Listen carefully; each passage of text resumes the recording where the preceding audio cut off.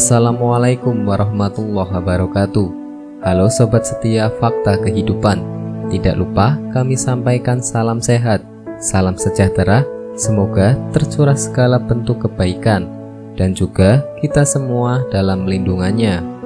Seperti biasa, kita akan berbagi kisah dari yang unik, menarik sampai bikin nangis.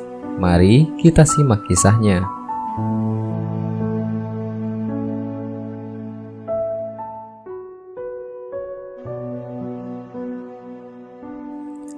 Kisah nyata. Umroh ke Tanah Suci Mekah, dukun asal Indonesia alami kejadian aneh. Suara Lampung ID. Kisah seorang dukun asal Indonesia yang mengalami kejadian aneh saat menunaikan ibadah umroh viral di media sosial.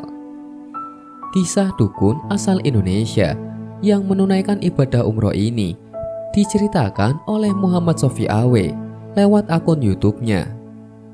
Menurut Sofi, kejadian aneh yang dialami dukun asal Indonesia saat umroh itu terjadi di tahun 2012. Sofi Awe adalah warga negara Indonesia yang sudah menetap di Arab Saudi sejak tahun 2009. Sofi sering membantu jamaah Indonesia yang umroh di Tanah Suci Mekah. Ketika di tahun 2012, Sofi berjumpa dengan seorang lelaki jamaah umroh yang ternyata dukun. Dukun ini diberangkatkan umroh oleh seorang penjabat di kotanya. Saat pemilu, penjabat ini menjanjikan akan memberangkatkan umroh orang-orang yang membantunya saat pemilu. Penjabat ini menepati janjinya begitu terpilih pemilu. Ia memberangkatkan sejumlah orang termasuk dukun tersebut ke Tanah Suci untuk ibadah umroh. Menurut Sofi, dukun ini meminta pulang begitu tiba di Madinah. Kepada Sofi, dukun ini meminta pulang karena takut anak-anaknya mencari dirinya yang sudah tidak pulang beberapa hari. Sofi menyampaikan bahwa dukun itu sudah berada di Madinah. Namun dukun tersebut tidak percaya sudah berada di Madinah. Dukun itu ternyata merasa masih berada di kota tempatnya tinggal di Indonesia. Bahkan dukun ini mengatakan sering melewati hotel yang berada di Madinah menggunakan ojek. Dukun ini mengira hotel itu adalah hotel di tempat tinggalnya. Sofi kaget mendengar perkataan dukun itu. Ia menanyakan, apakah dukun itu pernah ke Madinah sebelumnya? Jawabannya belum.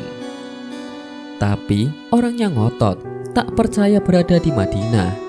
Saya sampai jengkel, ini orang kenapa? Teman-temannya meyakinkan, tetap tidak percaya, kata Sofi. Sofi lalu membawa dukun itu sholat di depan Masjid Nabawi. Sampai di sana, dukun tersebut masih tak menyadari sudah berada di Madinah. Hal sama terjadi saat di Mekah. Dukun ini melaksanakan ibadah tawaf, sa'i menggunakan kursi roda karena takut dukun ini hilang tersasar. Setelah tawaf sa'i di Mekah, dukun juga tidak menyadari. Dukun ini merasa ia hanya keliling di kota tempat tinggal menggunakan sepeda.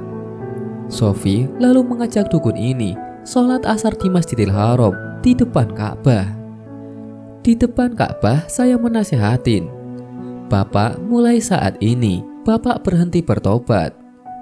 Di depan mata Bapak ini Ka'bah kiblat kita. Saya suruh berhenti, peralatannya dibuang, kata Sofi.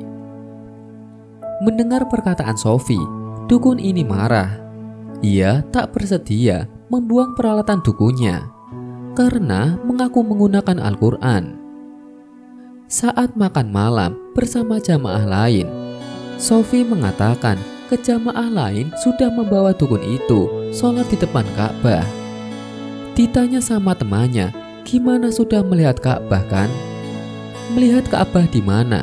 Saya cuma ditunjuk gambarnya saja, kata Sofi menirukan jawaban si dukun. Dukun itu baru sadar berada di tanah suci saat melaksanakan tawaf wada tawaf pamitan. Waktu tawaf pamitan, karena khawatir hilang, saya pegang dan gandeng tangannya. Setelah selesai, bapak ini bilang, "Alhamdulillah, kita sampai juga di kota suci Mekah, bisa umroh," ujar Sofi. Itulah kisah dukun asal Indonesia yang mengalami kejadian aneh di Mekah. Semoga bisa menjadi pelajaran bagi kita semua. Amin. Sekian. Wallahu a'lam bishawab.